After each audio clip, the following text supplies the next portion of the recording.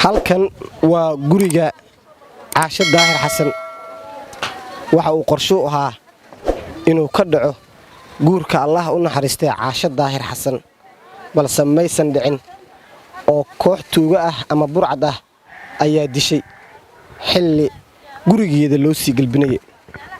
farxadii gurigan taalay waxay isku bedeshay murugo Saabiriin Mahad Cabdullaahi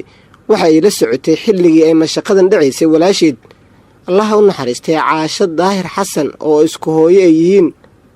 waxaana weydiinay sida ay wax u dhaceen anagoo soo socon xalday xaafadda loo galbiyo aan rabno jidkaan dhibkaan ugu qabsaday tuugo oo jidka rorogtooda ka dhaceysay ahayd anagoo meesha soo socono macnaa meesha ka imaan oo mootada saaran istaagayna dhaheen xabaday ka dib nagu fureen istaagada horeysay si istaagayna xabada way nagu fureen xilligaas waxa sheegtay inay bukiira ka imaanay gabarta cilaana u soo saareenay waxa rabnaa inaan xaafadeed u galbino gurigeeda aageyno jidka ku soo socon tuugay ah jidkeena istaagan dhan istaageen xabaday hore nooga fureen dawa ka soo tagna baawo gawaariga ka soo raacna xabada kala yeereen inuu wiilka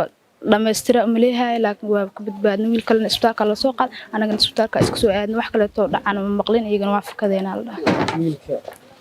dhaawacmay isbitaalka loo qaaday waa kuma Yusuf Musa la dhahaasi xal dhahay meesha gaariga isla saarneen asigana uu ku dhaawacmay xabad koo waayada ku dhacday qof kale tumay labadaas leh ku dhaawacmeen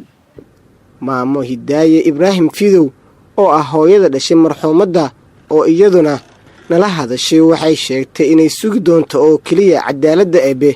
waxayna ku baaqday gabadhayda horta waa iga dhimatay Allah u naxariisto qabrigeeda in jinna ugu duceeyay laakiin gabartayda gacanka ka darnaa dishay niman tuugaha jidka u gala iyadoo caruusada oo bukiyeer ka soo socoto markaas la galbi rabay marka goorta ay dhacay maalin ayay habeen ayay aheeday 2 saac Caasho Daahir Xasan la yiraahdo Caasho xiligaas gurigeeda markaas loo galbilayo in ninkeeda loo geeyaa bil rabayba marka ayada iyo wadaadkayga marna abtigeed ahayd marna aabaheed ahaa iyo ayada ay wadaadku ku dhaawacmay iyadana waa tii alla rabiya u imaadamahana marka in gabadhayda xuquuqdeeda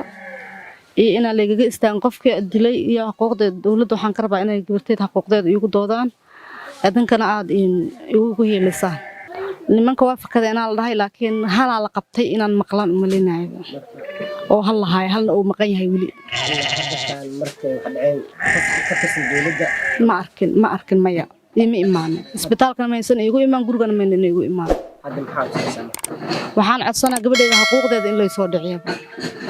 kullu waa iga dhimatay gabartayda Allah igu naxariisto ragii ka dambeeyay falkan ayaa goobtay isaga baxsaday welina ma jirto ilaa ay haatan cid ku daba jirta sida ay sheegeen qoyska